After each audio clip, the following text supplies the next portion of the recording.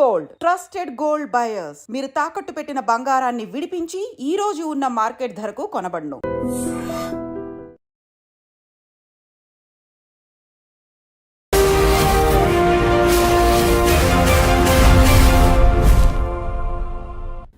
నమస్తే, welcome to I dream social spotlight with Kavitha.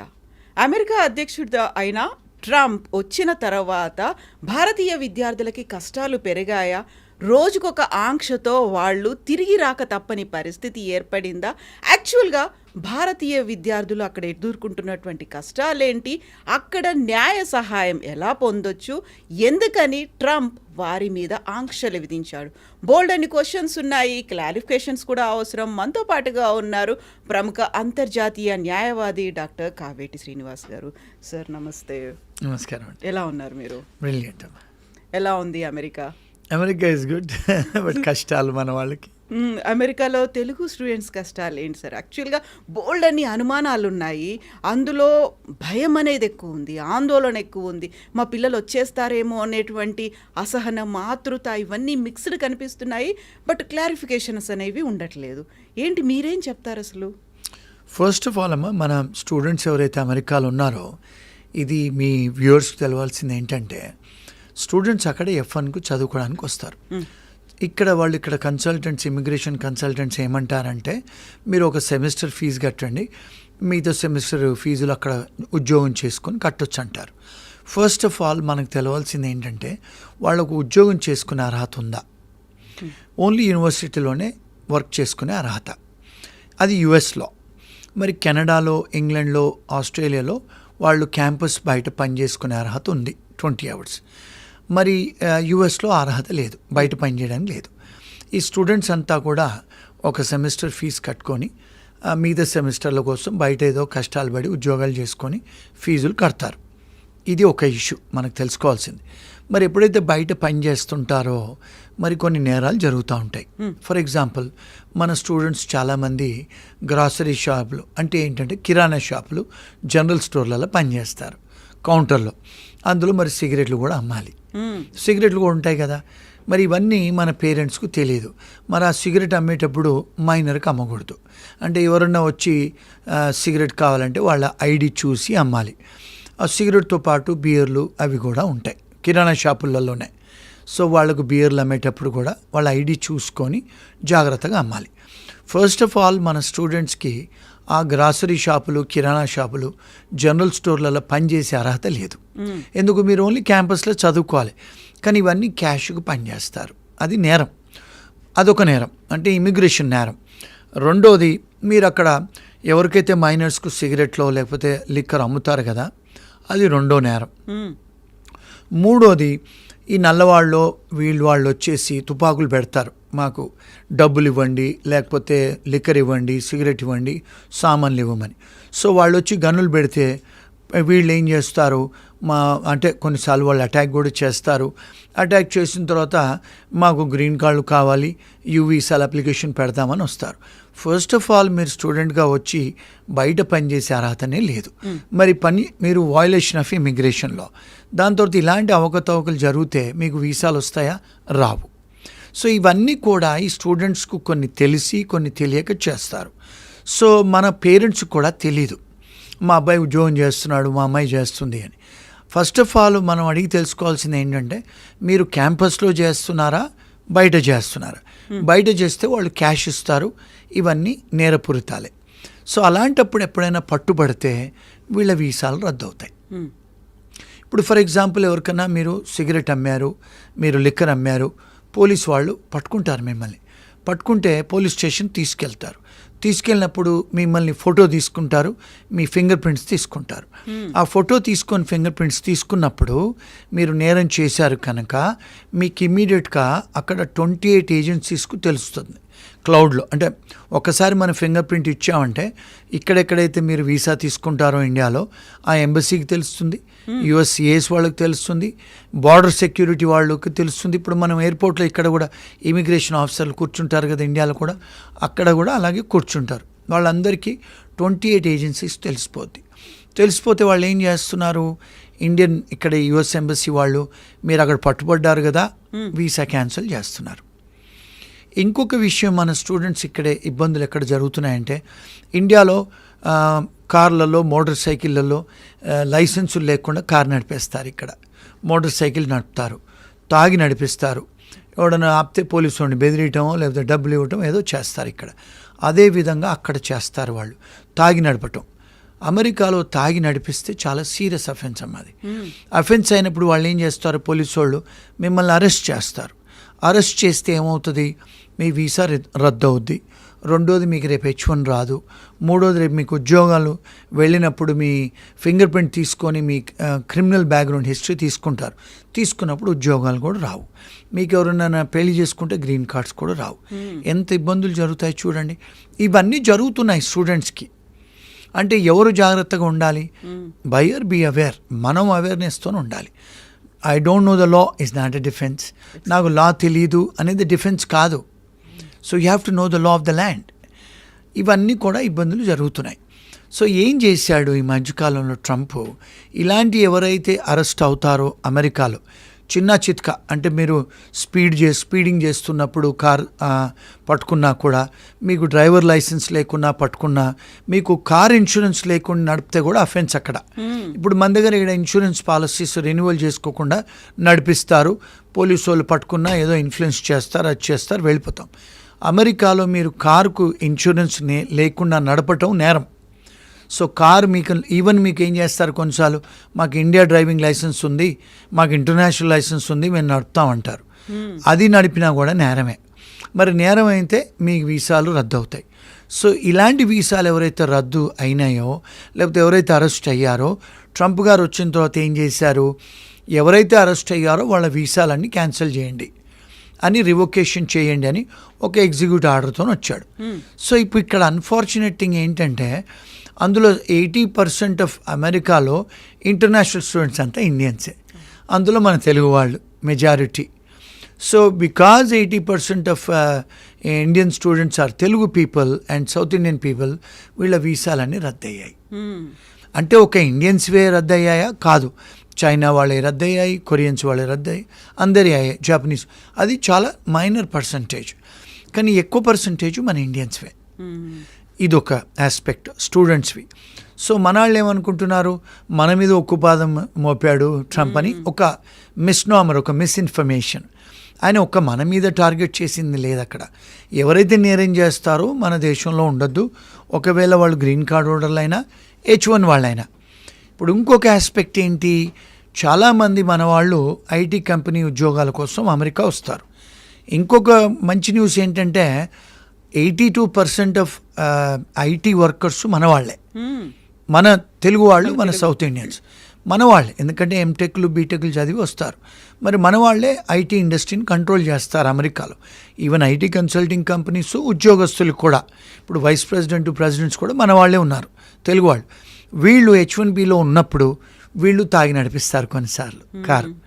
నడిపినప్పుడు arrest అవుతే వాళ్ళ H1B క్యాన్సిల్ అవుద్ది.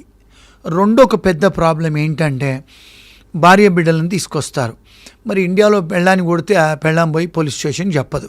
అక్కడ పెళ్ళాన్ని కొడితే పెళ్ళాం పోలీస్ స్టేషన్ ఫోన్ చేసినా, ఇంటి పక్క వాడు ఫోన్ చేసినా, లేకపోతే బిడ్డలను కొట్టినా, బిడ్డలు పోయి స్కూల్లో చెప్పినా పోలీసు వాళ్ళకు ఫోన్ చేస్తారు. వాళ్ళు చేస్తే భర్తను అరెస్ట్ చేస్తారు. అరెస్ట్ చేస్తే మీ మీద నేరం ఉంది కనుక దీన్ని మారల్ టర్పిట్యూడ్ అఫెన్సెస్ అంటారు. మీ వీసా క్యాన్సిల్ అవుద్ది, H1B వీసా, మీరు జైలుకు పోతారు. ఏమవుద్ది, H1B వీసా పోతే వైఫ్ H4 పోద్ది, పిల్లలు H4 పోద్ది. మరి భార్య బిడ్డలను చూడటానికి కూడా ఆస్కారాలు ఉండవు. వాళ్ళు రిస్ట్రైనింగ్ ఆర్డర్ ఇస్తారు జడ్జెస్. ఇవి అందరూ ఏమనుకుంటారంటే మన వాళ్ళ మీదే చేశారని. కానీ మనం ఎందుకు చెయ్యాలి మరి నేరాలు? ఇవన్నీ ఇలాంటి పనులు చేస్తారు H1B వర్కర్స్. ఇంకొక విషయం ఏంటంటే, ఈ మధ్యకాలంలో, అంటే అంతకుముందు కూడా లా ఉంది, ఎవరైతే గ్రీన్ కార్డ్ హోల్డర్లు, లేకపోతే స్టూడెంట్స్, లేకపోతే H1B వర్కర్స్ ఎవరైనా షాపులలో దొంగతనాలు చేస్తే, షాప్ లిఫ్టింగ్, దాన్ని మారల్ టర్పిట్యూడ్ అఫెన్సెస్ అంటారు. అంటే లార్సని, దొంగతనం చేయకూడదు. అంటే మీకు తెలుసు అది మీ వస్తువు కాదని, మీరు దొంగతనాలు చేస్తున్నారు. మరి దొంగతనం చేస్తే కూడా వాళ్ళు అరెస్ట్ చేస్తారు, ఫింగర్ ప్రింట్స్ తీసుకుంటారు. H1B వర్కర్ అయినా, గ్రీన్ కార్డ్ హోల్డర్ అయినా, లేకపోతే స్టూడెంట్ వీసా అయినా, లేకపోతే విజిటర్ వీసా అయినా, మీ వీసాలు రద్దు చేస్తారు, మిమ్మల్ని ఇంటికి పంపిస్తారు. సో మరి ఇది ఎవరు తప్పండి? మన తప్పు. మనమేమో మీ మీడియా వాళ్ళు లేకపోతే అందరూ పేరెంట్స్ అన్ని ఇండియన్ గ్రూప్స్ అంతా ఏదో ఇండియన్స్ మీద ఉక్కుపాదం మోపాడని అనుకుంటాం. కానీ ఇవన్నీ లాస్ ఆల్రెడీ ఉన్నాయి, కానీ ఎన్ఫోర్స్మెంట్ చేస్తున్నాడు ఆయన. అంటే ఇప్పుడు చాలామంది లక్షల వేల మందిని ఎవరైతే క్రిమినల్ కేసులు hard core criminals south America అటు ఉన్న వాళ్ళందరినీ పంపించేశారు కదా, గౌతమాల వీళ్ళందరినీ. మరి లక్షల వేల మందిని పంపించేశాడు. ఇప్పుడు మన వాళ్ళని కూడా పంపిస్తున్నాడు. ఇప్పుడు ఇంకొక ఇష్యూ ఏంటంటే, మన వాళ్ళకి చాలా విషయం తెలియదు. ఏంటంటే తెలుగు వాళ్ళు కూడా బార్డర్ క్రాస్ చేసి వచ్చారు గతంలో కెనడా నుంచి. చాలామంది లక్షల మంది ఇండియన్ స్టూడెంట్స్ కెనడాకు స్టూడెంట్ వీసాలు తీసుకొని మరి చదువుకోవడానికి వెళ్ళినవారు చదువుకోవాలి కదా, రోడ్డు మీద బార్డర్ క్రాస్ చేసి అమెరికాకు వస్తున్నారు. వస్తే వాళ్ళు కూడా పట్టుబడితే వాళ్ళని కూడా డిపోర్ట్ చేస్తున్నాడు. అంతకుముందు బైడెన్ ఉన్నప్పుడు వీళ్ళందరూ లోపలికి వచ్చారు, ఇప్పుడు ఎవరు వచ్చినా అరెస్ట్ చేసి పంపిస్తున్నారు. ఇప్పుడు ఇంకొక పెద్ద స్కామ్ ఏంటి మన ఇండియన్ దాంట్లో అంటే, వచ్చేసి పొలిటికల్ అసైలం ఫైల్ చేస్తున్నారు. ఎవరు? స్టూడెంట్సే కానీ, H1B కానీ, విజిటర్స్ కానీ. మరి మన దేశంలో ఏదైనా ఇప్పుడు మనం పొలిటికల్ అసైలం ఫైల్ చేసుకోవచ్చా? ఇప్పుడు కాశ్మీర్లో అంటే ఇప్పుడు ఆ పాకిస్తాన్ వాళ్ళు చేయటం వల్ల అయింది, కానీ పీస్ఫుల్ కంట్రీ కదా. ఇప్పుడు తెలంగాణలో ఆంధ్రాలో ఏమైనా ప్రాబ్లమ్స్ ఉన్నాయా? మరి అంతకుముందు అంటే పంజాబ్లో ఉండే ప్రాబ్లమ్స్ ఉండేవి, కొన్ని స్టేట్స్లలో ప్రాబ్లమ్స్ ఉన్నాయి, వాళ్లకు ఇక్కడ పొలిటికల్ ప్రాబ్లమ్స్ ఉన్నాయి కనుక అప్లికేషన్ పెట్టారు. మరి ఇండియాలో ఇప్పుడు ప్రాబ్లమ్స్ ఏం లేవు కదా. అంటే మన దగ్గర అంటే సివిల్ రైట్స్ వయలేషన్స్ లేవు. ఇప్పుడు కొన్ని ఆర్గనైజేషన్స్ ఫర్ ఎగ్జాంపుల్ తమిళ్ వాళ్ళు ఉన్నారు శ్రీలంకలో. అప్పుడు తమిళ్ టైగర్స్ ఉన్నప్పుడు వాళ్ళకి ఇబ్బందులు జరిగాయి. సో మన ఇండియా కూడా మనం అసైలం ఇచ్చాము. ఇప్పుడు రోహింగాస్ వచ్చారు మన బంగ్లాదేశ్ నుంచి, మనం ఇచ్చాము పొలిటికల్ అసైలము. అట్లా కొన్ని కంట్రీస్ డిస్టర్బ్ కంట్రీస్ ఉన్నాయి. ఇప్పుడు ఫర్ ఎగ్జాంపుల్ పాలస్తీన్ వాళ్ళు ఉన్నారు, ఇజ్రాయెల్ వారు ఉన్నారు, యుక్రెయిన్ వాళ్ళు ఉన్నారు. కొన్ని దేశాలలో యుద్ధాలు జరుగుతున్నాయి, అక్కడ వాళ్ళు ఏమైనా పొలిటికల్ అసైలం పెట్టుకుంటే ఓకే ఇచ్చారు. గతంలో ఇండియా నుంచి కూడా వచ్చిన ఇప్పుడు సేమ్ సెక్స్ వర్కర్స్ వాళ్ళు కూడా మేము ఇప్పించాం అమెరికాలో. ఇప్పుడు అది కూడా లీగలైజ్ అయింది కదా ఇండియాలో. మరి ఇక్కడ మన తెలుగు వాళ్ళు స్టూడెంట్సే కానీ, H1B వాళ్ళే కానీ విజిటర్స్ వచ్చి బార్డర్ క్రాస్ చేసి వచ్చి పొలిటికల్ అసైలం అప్లికేషన్ పెడుతున్నారు. మరి అది ఫేక్ కదండి. ఇలాంటివన్నీ చేస్తారు, వాళ్ళని అరెస్ట్ చేసి డిపోర్ట్ చేస్తే మన మీద ఉక్కుపాదం అంటారు. ఇవంతా మిస్ఇన్ఫర్మేషన్ అండి. ఇవన్నీ లాఫుల్గా ఇంతకుముందు కూడా ఉండేది అమెరికాలో, కాకపోతే ఎన్ఫోర్స్మెంట్ జరుగుతుంది ఇప్పుడు. సో ఈ స్టూడెంట్స్ అందరినీ ఈ మధ్యకాలంలో ఒక 4-5 వేల స్టూడెంట్స్ వీసాలన్నీ రద్దయ్యాయి. రద్దయితే ఏమైంది, వీళ్ళందరూ ఏం చేశారు, యూనివర్సిటీ వాళ్ళందరూ కలిసి ఏం చేశారు, ట్రంప్ గారి మీద అడ్మినిస్ట్రేషన్ మీద కేసు వేశారు. వేస్తే ప్రొఫెసర్లు కూడా యుఎస్లో అమెరికన్ ప్రొఫెసర్స్ అసోసియేషన్ అంతా కూడా కేసులు వేశారు. కేసులు ఏమైనా వేశారు, మీరు ఒక నోటీస్ హియరింగ్ ఇవ్వలేదు స్టూడెంట్స్కి, మీరు యూనిలాటరలీ అంటే మీ ఇష్టానుసారంగా ఆర్బిటరల్లీ కెప్రేషియస్లీ మీరు నోటీసును హియరింగ్ ఇవ్వలేదు. అంటే procedural due process, substantive due process అని అమెరికన్ కాన్స్టిట్యూషన్లో అంటారు. ఇండియాలో మనకు సింపుల్గా అర్థం చేసుకోవాలంటే ప్రిన్సిపల్స్ ఆఫ్ న్యాచురల్ జస్టిస్. మనకు నోటీస్ ఇవ్వాలి కదండి, మీరు మీ వీసా రద్దు చేస్తామని. ఏమీ చేయకుండా ఒక రాత్రి పొద్దున వచ్చే వరకు అందరి వీసాలు రద్దు చేశాడు. ప్రొసీజర్స్ ఫాలో కాకుండా చేస్తే వీళ్ళు స్టూడెంట్స్ కూడా ఫైల్ చేశారు, ప్రొఫెసర్లు ఫైల్ చేశారు, యూనివర్సిటీ వాళ్ళు ఫైల్ చేశారు. ఎందుకంటే మెజారిటీ ఆఫ్ స్టూడెంట్స్ అంతా కూడా ఇంటర్నేషనల్ స్టూడెంట్స్ ఇండియా నుంచి వచ్చిన వాళ్ళే ఉన్నారు. సో మరి వ్యాపారం తగ్గిపోద్ది కదా యూనివర్సిటీస్కి. అందుకని వాళ్ళు కేసులు వేస్తే అందరూ హైకోర్టు సుప్రీంకోర్టు జడ్జెస్, అంటే ఇక్కడ ఇండియాలో హైకోర్టు సుప్రీంకోర్టు అంటారు, అక్కడ అమెరికాలో హైకోర్టు సుప్రీంకోర్టు అనరు, ఫెడరల్ కోర్ట్స్ అంటారు అక్కడ. అంటే మన ఇండియాలో కూడా ఇంగ్లీష్ వాళ్ళు ఉన్నప్పుడు హైకోర్టు సుప్రీంకోర్టుని ఫెడరల్ సిస్టమ్ అనేవాళ్ళు. ఆ ఫెడరల్ జడ్జెస్ ఇంజంక్షన్స్ ఇచ్చారు, మీరు ఇలా చేయడానికి వీల్లేదు అని ఇంజంక్షన్స్ ఇస్తే మళ్ళీ మీరు వీసాలు తిరిగి ఇచ్చేయాలని చెప్పి ఆర్డర్స్ ఇస్తే మళ్ళీ చాలామందికి ఇప్పుడు ఏం చేశారు, ఓవర్ నైట్ ట్రంప్ గారు అందరికి వీసాలు ఇచ్చేయండి అన్నాడు. మళ్ళీ ఎవరైతే వీసాలు పోయినాయో మళ్ళీ ఓవర్ నైట్ అందరికి వీసాలు వచ్చేసాయి. సో ఈ మధ్య కాలంలో ఏమైంది, ఈ 15 రోజులు 1 monthలో కొంతమంది భయపడి వెనక్కి వచ్చేసారు, ఇండియాకు వచ్చారు. మరి ఇండియాకు వచ్చారు, మళ్ళీ వాళ్ళ వీసాలు వచ్చాయి. మరి వాడి పరిస్థితి ఏంటి, అది పెద్ద డిబేట్ ఇప్పుడు. మరి మళ్ళీ వెనక్కి రావచ్చా? Answer is yes. మళ్ళీ వాళ్ళు ఎంబసీకి వెళ్ళి మళ్ళీ వీసాలు తీసుకొని వెనక్కి రావచ్చు, ఎందుకంటే మరి వాళ్ళ వీసా వచ్చేసింది కదా. అదొకటి. రెండోది ఏంటంటే, ఎవరికైతే ఈ మధ్యకాలంలో చాలామంది ఏమవుతున్నాయంటండి, స్టూడెంట్లు, ఇది మన పేరెంట్స్ తెలుసుకోవాల్సిన విషయం. వాళ్ళ పేరెంట్స్ కూడా చెప్పరు. ఈ స్టూడెంట్స్ ఆడపిల్లలు మగపిల్లలు 2 ఇష్యూస్ ఉన్నాయి ఇక్కడ. ఒకటేమో క్లిప్టోమీనియా, కొంతమంది దొంగతనం చేయటం ఒక సైకలాజికల్ డిజార్డర్. రెండోది ఏంటి, ఈ స్టూడెంట్స్ సీనియర్ అమ్మాయిలతోని సీనియర్ స్టూడెంట్స్తో పోతారు, ఈ జూనియర్ అమ్మాయిలు జూనియర్ అబ్బాయిలు వెనకాల పోతారు. అంటే మన దగ్గర ఎట్లయితే ర్యాగింగ్ భయానికో సీనియర్స్ అని వెళ్తారు, వీళ్ళందరూ గ్యాంగులు పోతారు. ఈ అంటే షాపులలో పోయి వాడు ఎవడో సీనియర్ చెప్తాడు ఈ సంచి పట్టుకొని బయటకు వస్తారు. దొంగతనం చేసింది వాడితో పాటు ఉన్న జూనియర్ గాడు, వీళ్ళందరూ పట్టుబడతారు, జైలుకు పోతారు, ఆడపిల్లలైనా మగపిల్లలైనా. అలాంటి కేసులు మా ఫర్మ్స్ చాలా వస్తాయి. పట్టుబడితే ఏమవుతుంది, వాళ్ళ వీసాలు రద్దు అవుతాయి. అది మారల్ టర్పిట్యూడ్ అఫెన్సెస్, దొంగతనం చేస్తే. సో అలాంటివి జరిగినప్పుడు కూడా జాగ్రత్తగా ఉండాలి. కానీ ఇంకొకటి ఏంటంటే, వీళ్ళు అక్కడ డిఫెన్స్ కొంతమంది లీగల్ ఎయిడ్ లాయర్స్ని ఇస్తారు. మన స్టూడెంట్స్ ఏంటంటే పేరెంట్స్కు చెప్పుకోరు, ఇలాంటి పట్టుబడితే ఓ రోజు రాత్రి జైల్లో ఉంటారు. పేరెంట్స్కి పోతే సిగ్గుపోతుంది, ఫ్రెండ్స్కి చెప్పుకోలేరు. అక్కడ ఎవరైతే ఫ్రీ లాయర్స్ని ఇస్తారో పెట్టుకుంటారు. ఆ లాయర్స్ ఏమంటారు, మీరు ఏదో $100-200 దొంగతనం చేశారు కదా, జడ్జి ముందుకు వచ్చి ఒప్పుకోండి, మీకు ఫైన్ వేసేస్తారంటారు. అలాంటివి చేయకూడదు. అంటే మీరేంది, కన్విక్షన్ అయిపోతుంది, అంటే రికార్డ్స్లో ఉండిపోద్ది. రికార్డ్స్లో ఉండిపోతే మీకు వీసా క్యాన్సిల్ అవుద్ది, మీకు రేపు H1 రాదు, ఉద్యోగం రాదు, గ్రీన్ కార్డ్ రాదు. ఒకవేళ ఇండియాకి వచ్చినా కూడా మళ్ళీ వెనక్కి రావడానికి ఉండదు. సో ఇలాంటి చిన్న పనులు, పిచ్చి పనులు స్టూడెంట్సే కానీ H1B వాళ్ళు చేస్తూ ఉంటారు. అంటే పెనీ వాజ్ పౌండ్ ఫాలిష్.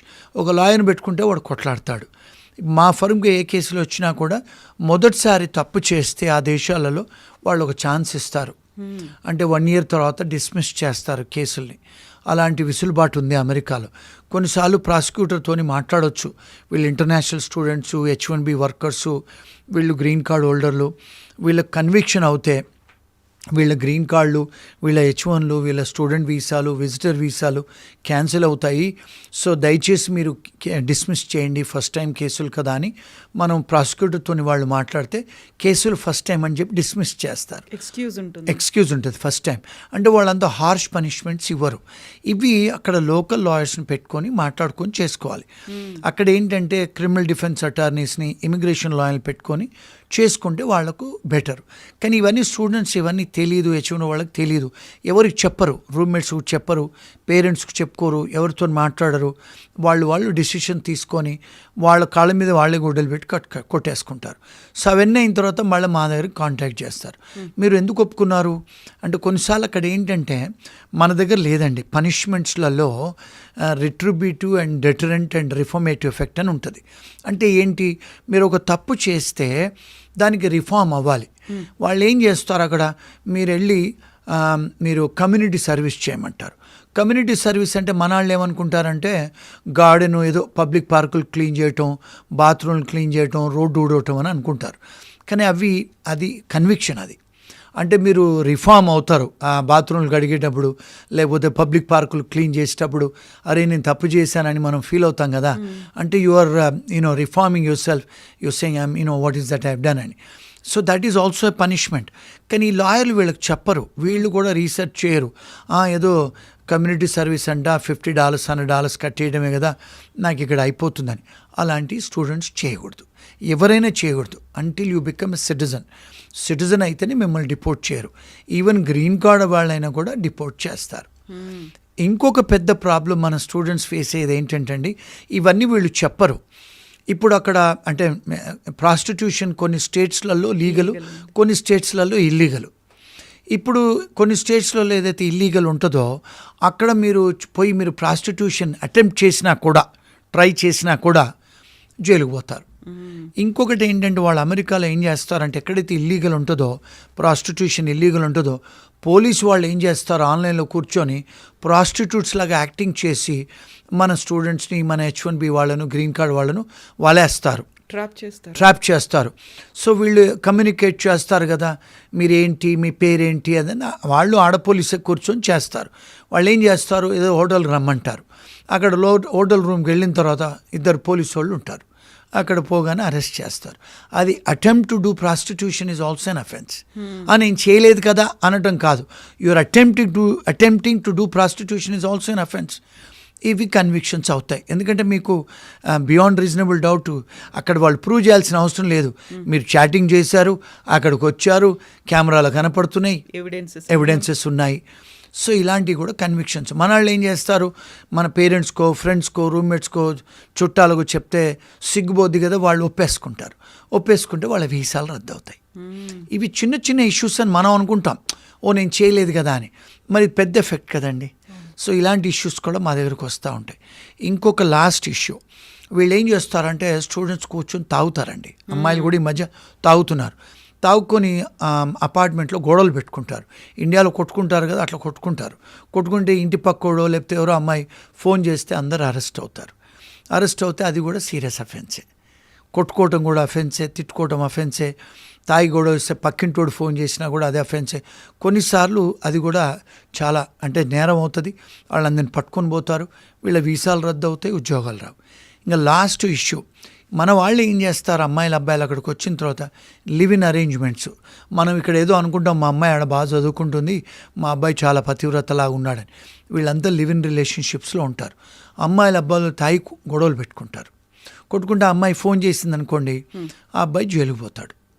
జైలుకి పోయిన తర్వాత ఈ అమ్మాయి తర్వాత సెన్సస్కి వచ్చి ముర్రో అంటుంది. వాడు పోలీసు విడ్రా చేసుకోడు కేసు, వాడు అరెస్ట్ అయిపోయాడు, వాడు వీసా క్యాన్సిల్ అయిపోద్ది. ఎంత చిన్న విషయాలు ఎంత సీరియస్ అవుతాయి చూడండి.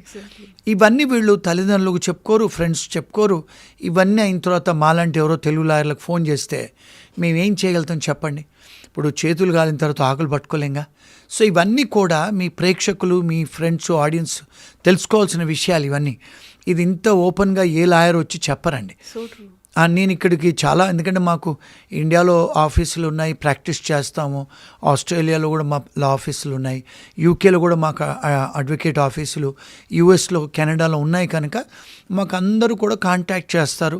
తెలుగు వాళ్ళు మాట్లాడతాను, నేను చెప్తాను, ఇవన్నీ చేస్తూ ఉంటారు.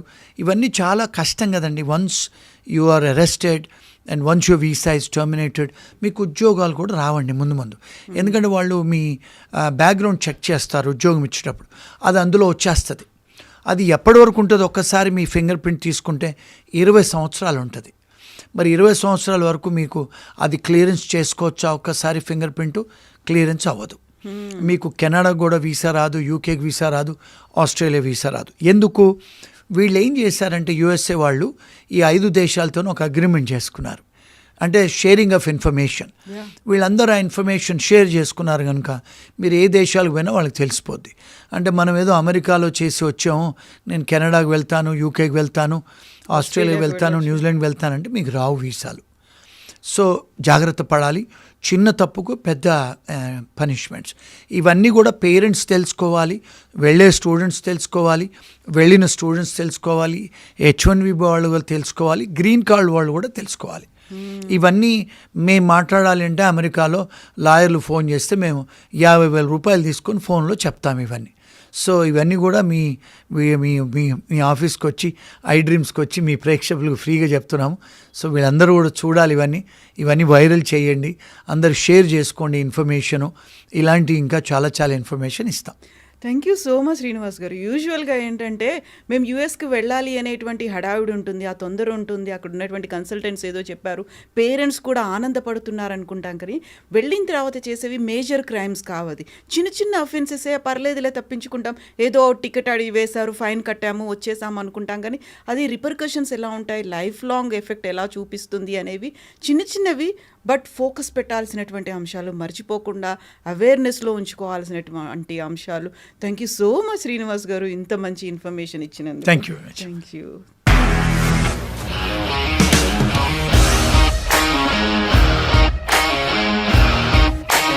ఇండస్ట్రీలో కమిట్మెంట్ ఇష్యూస్ వస్తే నీకు కూడా వచ్చినట్టు? మార్నింగ్ తీసుకెళ్ళానంటే కొట్టి పడేస్తారు.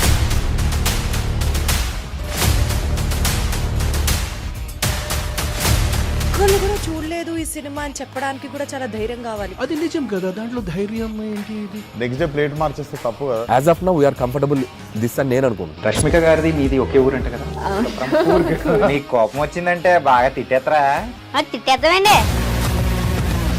నిజంగా గేమ్ ని ఎలా చేంజ్ చేయగలిగారు? ఏపీఎస్ఎఫ్సి వాళ్ళకి 6 నెలల్లో నేను 6 లక్షలు కట్టా. బిజినెస్ చేయాలనుకుంటే it is as difficult as riding a tiger.